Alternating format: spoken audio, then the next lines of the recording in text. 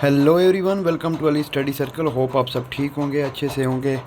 तो JKPSI के related एक अपडेट है हमारी, जो आज की डेट में हुई है हमारे हाई कोर्ट में, जो जम्मू बेंच का है। तो अपडेट कुछ इस तरह की है कि जैसे कि आप सबको पता है, हमारा जो केस लगा हुआ है हेयरिंग के लिए, 19 तारीख को इसकी हेयरिंग होने वाली है।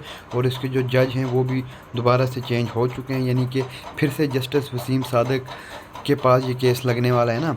तो इसी सिलसिले में एक डेवलपमेंट थी जो आपके साथ शेयर करना ज़रूरी थी। तो आज की डेट आप यहाँ पे देख सकते हैं, डेट ऑफ रिसीविंग 17/4/2023। तो हुआ क्या है, इसमें विंकल शर्मा एंड अदर्स जो हैं उन्होंने क्या किया है, उन्होंने रिजॉइंडर एक फ़िल किया है through their advocate Rohit Mattu.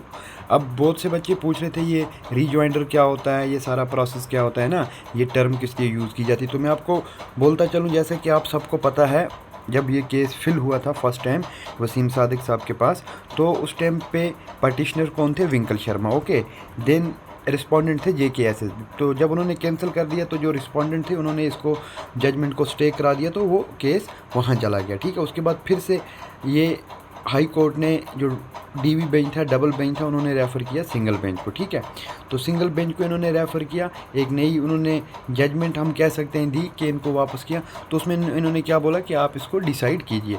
तो अब यहाँ पे कौन बन गया, पटिशनर JKSSB, और विंकल शर्मा क्या बन गए यहाँ पे, रेस्पोंडेंट। यानी कि ये जो फिर से दोबारा से केस अब सुना जा रहा है सिंगल बेंच में, तो इसमें अब इन ही रिस्पोंडेंट ने क्या भरा है, रिजॉइंडर। अब रिजॉइंडर बेसिकली क्या होता है, जब कोई भी पटिशनर अगर एक केस फिल करता है ना, तो उसके बाद कोर्ट क्या करता है, जो रेस्पोंडेंट होता है यानी कि जिसको रिस्पांस देना होता है, उससे रिप्लाई मांगता है। ठीक है, तो इसी तरह ये एक किस्म का रिप्लाई होता है जो फिल करता है रेस्पोंडेंट, या कोई ऐसा फैक्ट कभी उनको मिलता है रेस्पोंडेंट को, या इवन पटिशनर को कोई ऐसा फैक्ट मिलता है जो केस के रिलेटेड बहुत ही ज़रूरी होता है, या जिसको हम ये कह सकते हैं एक नया सबूत मिल गया ना, कोई न्यू डेवलपमेंट मिली है ना, तो केस के रिलेटेड। तो उस सिलसिले में पटिशनर भी ये रिजॉइंडर फिल कर सकते हैं, तो इसको हम रिजॉइंडर कहते हैं। तो ये बेसिकली क्या होता है, अगर रेस्पोंडेंट फिल करता है तो वो अपना रिस्पांस देता है, अपनी राय का इज़हार करता है उस केस के ऊपर। लेकिन अगर पटिशनर ही रिजॉइंडर फिल करता है तो वो उस सिलसिले में फिल करता है जब पटिशनर को क्या मिलता है, कोई नई डेवलपमेंट मिलती है केस में, कोई नया सबूत, कोई सुराख केस में मिलता है, तो वो एक क्विक तो वो एक क्विक रिजॉइंडर फिल करता है, जो कि विंकल शर्मा उन्होंने through their advocate Rohit Mattoo साहब के द्वारा किया गया है आज की डेट में। अब इस रिजॉइंडर में क्या होगा क्या नहीं होगा, वो 19 तारीख को जब केस की हेयरिंग स्टार्ट होगी, अगर केस लगता है तो उसके बाद ही पता चलेगा। लेकिन होपफुली कि 19 तारीख को अब केस लगेगा, उम्मीद आप सब लोगों को भी यही है, हमें भी यही है।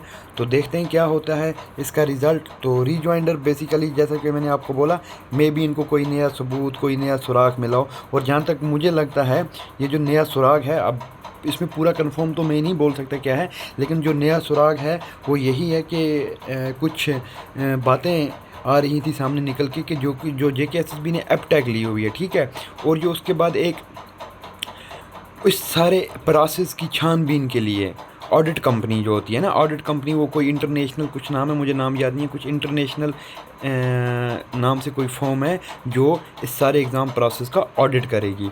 तो वो ऑडिट कंपनी भी सुनने में ऐसा है कि ब्लैक लिस्टेड है बहुत सारी स्टेट्स में इंडिया में।